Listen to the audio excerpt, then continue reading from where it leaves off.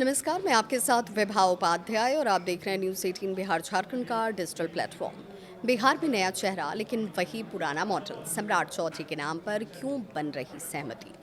बिहार की राजनीति में एक बार फिर बड़े मोड़ पर ये राजनीति खड़ी नजर आती है। 15 अप्रैल को राज्य में भाजपा के नेतृत्व में नई सरकार बनने जा रही है, लेकिन इस सत्ता परिवर्तन के बीच सबसे दिलचस्प बात यह है कि भाजपा किसी बड़े राजनीतिक प्रयोग के बजाय निरंतरता का रास्ता चुनती दिखाई देती है। संकेत साफ है कि सत्ता का चेहरा भले बदल जाए, लेकिन शासन की दिशा वही रहेगी जो वर्षों से नीतीश कुमार तय करते आए हैं। यानी बिहार में बदलाव होगा, लेकिन वो पूरी व्यवस्था को उलट देने वाला बदलाव नहीं होगा, बल्कि एक ऐसा परिवर्तन होगा जिसमें नेतृत्व नया होगा, लेकिन नीति, प्रशासनिक शैली और सामाजिक संतुलन काफी हद तक वही रहेंगे। इसी रणनीति के केंद्र में एक नाम तेजी से उभरकर सामने आ रहा है, सम्राट चौधरी। हालांकि अभी तक मुख्यमंत्री के नाम की आधिकारिक घोषणा नहीं हुई है, लेकिन भाजपा के शीर्ष सूत्रों से मिल रहे संकेत ये कहते हैं कि पार्टी सम्राट चौधरी को आगे बढ़ाकर बिहार की सत्ता की कमान उन्हें सौंप सकती है।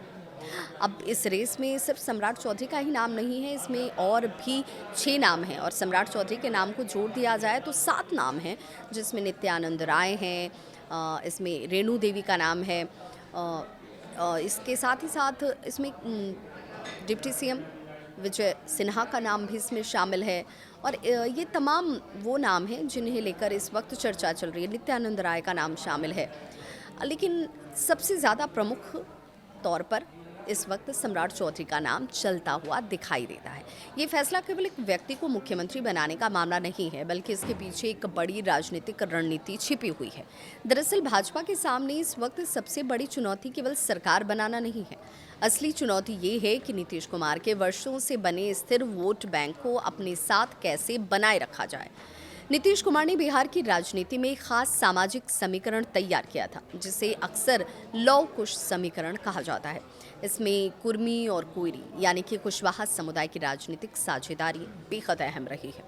ये वही सामाजिक गठजोड़ है जिसने एक समय में लालू प्रसाद यादव के मुस्लिम यादव यानी कि एम वाई समीकरण को कड़ी चुनौती दी थी।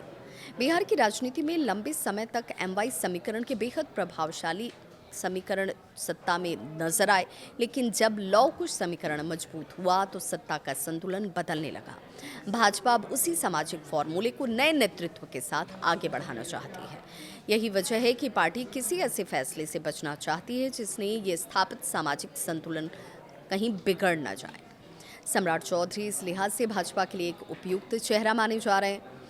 वो कोयरी यानी कि कुशवाहा समुदाय से आते हैं और इस समुदाय की बिहार में बड़ी राजनीतिक उपस्थिति है। राज्य में यादवों के बाद कुशवाहा जाति की आबादी काफ़ी बड़ी मानी जाती है। ऐसे में इस समुदाय से आने वाले नेता को मुख्यमंत्री बनाना भाजपा के लिए सामाजिक और राजनीतिक दोनों ही दृष्टि से लाभदायक हो सकता है। भाजपा के एक वरिष्ठ नेता के मुताबिक पार्टी की रणनीति सत्ता परिवर्तन को सिस्टम चेंज के रूप में पेश करने की नहीं है, बल्कि इसे लीडरशिप ट्रांजिशंस यानी कि नेतृत्व परिवर्तन के तौर पर प्रस्तुत किया जाएगा। इसका मतलब भी साफ है, सरकार का चेहरा बदलेगा लेकिन शासन की दिशा वही रहेगी। ये रणनीति इसलिए भी बहुत अहम मानी जा रही है क्योंकि बिहार की राजनीति में स्थिरता का मुद्दा बेहद महत्वपूर्ण रहा है। नीतीश कुमार ने अपने लंबे राजनीतिक करियर में खुद को एक ऐसे नेता के रूप में स्थापित किया जो प्रशासनिक स्थिरता और विकास की बात करते हैं। सड़क, बिजली, शिक्षा और कानून व्यवस्था जैसे मुद्दों पर उनकी सरकार ने कई पहल की, जिनका असर उनके वोट बैंक पर भी पड़ा। ऐसे में भाजपा ये संदेश देना चाहती है कि भले ही मुख्यमंत्री का चेहरा बदल जाए, लेकिन शासन की वो शैली जारी रहेगी जिसे बिहार के मतदाता पिछले कई वर्षों से देख रहे हैं। सम्राट चौधरी का राजनीतिक सफर भी इस रणनीति के अनुरूप ही माना जा रहा है। पिछले करीब 9 वर्षों में उन्होंने भाजपा में तेजी से अपनी जगह बनाई है। संगठन में उनकी पकड़ मजबूत मानी जाती है और सरकार में भी उन्होंने अपनी उपयोगिता को साबित किया है। वो बिहार की राजनीति में कई अहम भूमिका निभा चुके हैं। नेता प्रतिपक्ष के तौर पर उन्होंने विपक्ष की भूमिका निभाई है। वहीं डिप्टी सीएम के तौर पर अगर देखा जाए तो वहाँ पर डिप्टी सीएम के रूप में सरकार में भी सक्रिय भूमिका उनकी तरफ से निभाई गई। इन दोनों ही भूमिकाओं में उन्होंने सहयोगी दलों के साथ संतुलन बनाए रखने की पूरी कोशिश की है। खास बात यह भी है कि सम्राट चौधरी का रिश्ता केवल भाजपा नेतृत्व से ही नहीं है बल्कि नीतीश कुमार से भी काफ़ी संतुलित रहा है। राजनीति में एक समय ऐसा भी था जब उन्हें नीतीश कुमार का आलोचक माना जाता था, लेकिन समय के साथ दोनों के बीच राजनीतिक समीकरण बदलते चले गए। अब हालात ये हैं कि सम्राट चौधरी को नीतीश कुमार के भरोसेमंद नेताओं में भी गिना जाता है।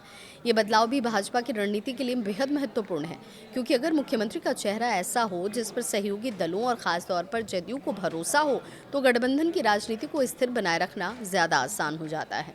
नीतीश कुमार ने भी कई मौकों पर सम्राट चौधरी को लेकर सकारात्मक संकेत तो दिए ही हैं।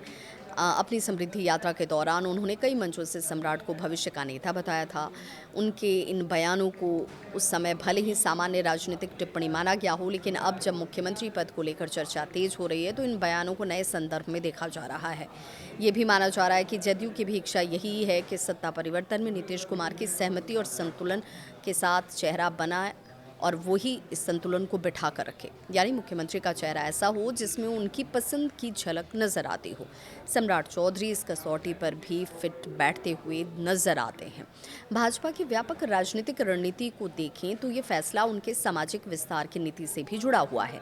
पार्टी पिछले कुछ वर्षों से सर्व समाज की राजनीति की बात कर रही है, यानी वो केवल किसी एक वर्ग या जाति पर निर्भर रहने के बजाय अलग अलग सामाजिक समूहों को साथ लेकर चलने की कोशिश कर रही है। बिहार में पिछड़ा वर्ग राजनीति का बेहद महत्वपूर्ण आधार रहा है और ऐसे में अगर मुख्यमंत्री का चेहरा पिछड़े वर्ग से आता है तो ये संदेश देने में मदद मिलती है कि भाजपा केवल सवर्ण राजनीति की पार्टी नहीं है बल्कि व्यापक सामाजिक प्रतिनिधित्व की बात करती है। सम्राट चौधरी का नाम सामने आने से यही संदेश देने की कोशिश इस वक्त की जा रही है। इसके साथ ही भाजपा ये भी चाहती है कि नीतीश कुमार के समर्थकों को ये महसूस ना हो कि सत्ता परिवर्तन के साथ उनकी राजनीतिक भूमिका पूरी तरह से खत्म हो रही है, बल्कि ये दिखाया जाए कि जो राजनीतिक मॉडल उन्होंने बनाया था वही मॉडल आगे भी जारी रहेगा। राजनीतिक विश्लेषकों का मानना है कि ये रणनीति आगामी चुनावों को ध्यान में रखते हुए भी बनाई गई। अगर भाजपा बिहार में स्थिर और संतुलित नेतृत्व पेश करने में सफल रहती है तो उससे राजनीतिक लाभ मिल सकता है, क्योंकि बिहार की राजनीति में अक्सर सामाजिक समीकरण ही चुनावी परिणाम तय करते हैं। ऐसे में लव कुश समीकरण को बनाए रखना भाजपा के लिए राजनीतिक रूप से बेहद महत्वपूर्ण माना जा रहा है। हालांकि अंतिम फैसला अभी आना बाकी है, लेकिन जिस तरह के संकेत मिल रहे हैं उससे यही लगता है कि भाजपा बिहार में कोई बड़ा जोखिम लेने के मूड में इस वक्त नहीं है। पार्टी ऐसा नेतृत्व चाहती है जो राजनीतिक और सामाजिक दोनों ही स्तरों पर संतुलन को बनाए रख सके।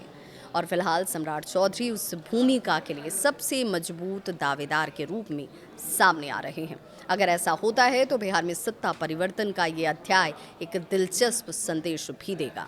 संदेश ये कि राजनीति में कभी कभी सबसे बड़ा बदलाव वही होता है जिसमें बहुत ज़्यादा बदलाव दिखाई ही नहीं देता, यानी चेहरा नया होता है लेकिन कहानी वही पुरानी आगे बढ़ती चली जाती है।